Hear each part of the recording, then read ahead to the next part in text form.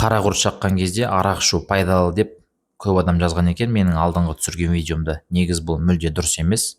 Сәлеметсіздер ме, құрметті тыңдармандар? Сіздермен бірге доктор Алмат Орал Сейітұлы. Сіздермен бірге талқылайтын тақырыбымыз қара құрт шаққан кезде не істеу керек, қандай жерде мекен етеді, қандай түрлері бар, қалай қорғанамыз, сол жайлы қысқадан нұсқа айтып өтетін боламын. Видеоның соңына дейін көріңіз, сіз үшін пайдалы болады деп сенемін. Және де видеоның соңында не үшін арақ ішу мүлдем дұрыс емес, сол жайлы айтып өтетін боламын. Жалпы қара құрт ең улы өрмекшілердің бірі. Оны орысша черная вдова деп те атайды. Себебі ол ұрықтанғаннан кейін аталығын жеп қояды. Оның уы адамдар үшін өте қауіпті және де қатты ауырсыну тудырады. Адамдарды негізінен ұрғашы қара құрт шағады. Оның мөлшері 1 сантиметрге дейін жетеді. Денесі 1,5-2 сантиметрге дейін өсуі мүмкін. Және де бұдан да үлкен түрлері кездеседі табиғатта. Еркектер әлде қайда аз, максимум 7 миллиметрге дейін өседі. Және де олар көп жағдайда шақпайды. Шаққанның өзінде тері арқылы терін тесіп өте алмайды оның тістері. Қара құрт көп ұрпақ береді, бірақ көбісі жыныстық жетілуге дейін өліп қалады. Бұл өрмекшілердің ең маңызды жауларының бірі ол аралар мен кірпілер. Қара құрт өрмекшісінің түрі қорқынышты, жасына байланысты түсі сұрдан қараға дейін өзгеріп тұрады. Өрмекші неғұрлым үлкен болса, соғұрлым қара болады. Бұл қара жесірдің ішіндегі қызыл дақтар бар, ал ересектер мүлдем байқалмауы мүмкін, қара болып келеді. Кейбір өрмекшілерде бұл дақтардың айналасында ақжиек болуы мүмкін, аяқтары ұзын болып келеді. Қазақстанның барлық аумағында кездеседі, әсіресе құрғақ климатты жерлерді жақсы көреді. Қара құрт үйлерде мекен етпейді. Ол ешқашан көп қабатты үйде тұрмайды, өйткені ол даланы, құмды, жылуды жақсы көреді. Көбіне қара құрт өрмекшісін далада, жыраларда, полигондарда, қарауыз қаған жерлерде, өсіп кеткен саяжайларда кездестіруге болады. Оның сүйікті жерлері қоқыс үйінділері, ағаш үйіндісі болып келеді. Ол салқын және ылғалды жерге жақын орналасады. Бірақ та жел қара құртты және оның торын басқа жерлерге ұшырып апаруы әбден мүмкін. Мысалы үшін қаланың ішінде кездестіріп жатады. Негізі ол қалалы жерлерде жүрмейді. Сол жел арқылы ұшып келеді. Қара құрт өрмекшісінің шағуы не үшін қауіпті деген сұрақтар қойылады. Қара құрт өрмекшісінің шағу сәтін сіз байқамайсыз. Жеңіл инъекция сезіледі. Денеде тістеген жерді табу қиын. Алайда тістегеннен кейін көп ұзамай улану бүкіл денеге таралады. Және адамда өткір ауырсыну синдромы пайда болады. Жанып тұрған ауырсыну шағу орнынан жоғары көтеріледі. Егер адам уақытында дәрігер көмегіне жүгінбесе, адасуға, қозу, шок, аллергия сияқты белгілер пайда болады. Бұл ауырсыну айқын, күшті, көбінесе белде, іш аймағында, кейде төменгі арқада да пайда болады. Сонымен қатар іш бұлшықеттерінің күрт кернеуі, ентігу, жүрек соғуының жиілеуі, бас ауыру, құсу, тершеңдік сияқты белгілер пайда болады. Қара құрт шағуынан кейін 20-40 минут өткен соң адамда қалтырау, кеудедегі, қолдағы және аяқтардағы ауырсыну сезімдер байқалады. Бүкіл денесі күйе бастайды.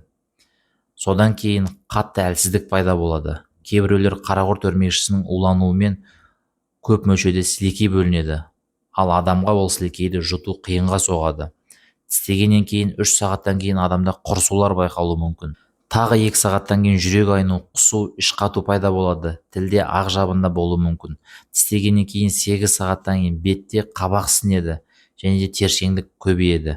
Температура көбінесе қалыпты болады, немесе 38 градусқа дейін көтерілуі әбден мүмкін. Бірте-бірте улану белгілері төмендейді. 3 күннен кейін денесіне қышыма бөртпелер пайда болады. Ал тағы 3 күннен кейін із қалдырмай жойылып кетеді. Жалпы қара құрттың шағуынан қайта қалпына келтіру процесі 3 күннен 10 күнге дейін. Қара құрттың шағуы өлімге әкеледі ме деген сұрақтар жиі туындайды. Қара құрт өрмекшісі жоғары мамандандырылған ақуыз нейротоксиндері, яғни латротоксиндерді шығарады. Кейде бұл өлімге әкеледі. Егер тістегеннен кейін адамға білікті мамандандырылған медициналық көмек көрсетілмесе, өлімге алып келуі әбден мүмкін, бірақ бұл өте сирек кездеседі. Қара құрт өрмекшісінің шағуын қалай қорғануға болады деген сұрақтар туындайды. Қара құрт өрмекшісі әрине ол жыртқыш болып келеді, бірақ ол адамдарға арнайы ауламайды. Керісінше ол адамнан қашады. Көбінесе сіз шөпте жүргенде қара құрттың шағуы мүмкін. Сондықтан дәрігерлер төменгі аяқ жақты жауып жүруге кеңес береді шөптің арасында жүргенде. Оған қоса сыртта тұрған аяқ киімді киер алдында қағып мұқият қарап киген дұрыс. Себебі аяқ киімнің ішіне кіріп кетіп, сізді шағып алуы әбден мүмкін. егер сізді қара құрт шағып алса ше деген сұрақтар да туындайды. Өрмекшінің уында негізінен жоғары температурада оңай жойылатын ақуыз нейротоксиндері бар. Удың әсерімен күресудің ең жақсы тиімді әдісі ол алғашқы секундтарда сіріңкені жандырып, сол жерге шаққан жерге сөндіру. Жоғары температурада у тез бейтараптанады, ал күйік жақын арада тез жазылып кетеді. Егер алғашқы минутта тістеу байқалмаса, улану қанға еніп, адам әл ауқатынан нашарлап сезінсе, және дереу ауруханаға апаруыңыз керек. Онда жәбірленушіге арнайы сарысу, яғни сыворотка енгізеді, немесе қосымша обезболивающий препараттар тағайындайды.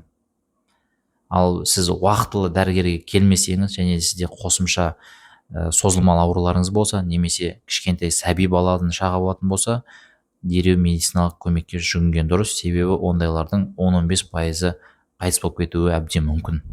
Сізді қара құрт шағып алды делік, ең бірінші жедел жәрдем шақыруымыз керек.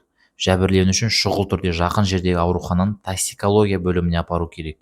Егер сіз қалада шағып алса, дереу жедел жәрдем шақырыңыз. Өрмекшіні кейін мамандармен сәйкестендіру үшін өзіңізбен бірге алып жүрген жүріс. Себебі бұл ем тағайындауға көмектеседі. Барлығы мүмкіндігінше сипаттауыңыз керек. Дәрігерге нақты ақпарат беріңіз. Сізді қай жерде шағып алды, қалай шағып алды, қандай тіршілік иесі, және де суреті бар ма деген сияқты. Бұл ем тағайындауда өте маңызды. Сондай-ақ сізде аллергиялық реакциялар мен созылмалы аурулар бар екендігі туралы да хабарлар беруіңіз керек. Себебі ол ем тағайындағанда өзінің бір ерекшеліктері болады. Сонымен қоса, суды көбірек ішу керек. Ешбір жағдайда алкогольді ішпеу керек. Көп адамдар алкоголь ішу керек деп жазған екен негіз комментарийді менің алдыңғы түсірген видеомда. Бұл мүлдем дұрыс емес. Себебі адам алкоголь ішкен кезде адамда қан айналымы күшейеді, яғни тамырлар кеңейіп, қан ағымы артады. Соның салдарынан ол жаңа бізді шағып алған у бүкіл ағзаға тез тарайды. Сол себепті мүлде дұрыс емес. Және де бұндай адамға тыныштық керек. Және де жоғары мамандандырылған көмек, яғни сарысу, қосымша обезболивающий препараттар немесе симптоматикалық ем тағайындалады. Жалпы айта кететін жайт, бұл қара құрттың уына қарсы, жылан уына қарсы қазіргі уақыттағы сарысулар, яғни сывороткалар, бұл өте жақсы көмектеседі. Ал құрметті тыңдармандар, бүгінгі тақырыбым соңына келіп жетті. Егер сіздерге ұнаса, лайк басып, комментарий жазып, достарыңызбен бөлісе отырыңыздар. Бұл маған шабыт әкеледі.